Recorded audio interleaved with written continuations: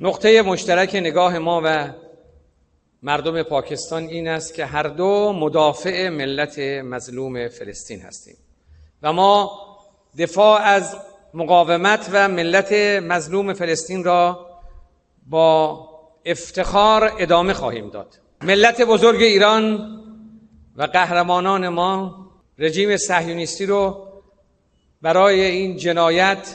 و اقدام برخلاف همه قوانین بین‌المللی و کنوانسیون ها و منشور ملل متحد این بار تنبیه کرد، اما اگر دست از پا خطا کند و تعرضی نسبت به خاک مقدس جمهوری اسلامی کند وضعیتی متفاوت خواهد بود و معلوم نیست دیگر چیزی از رژیم صهیونیستی باقی بماند.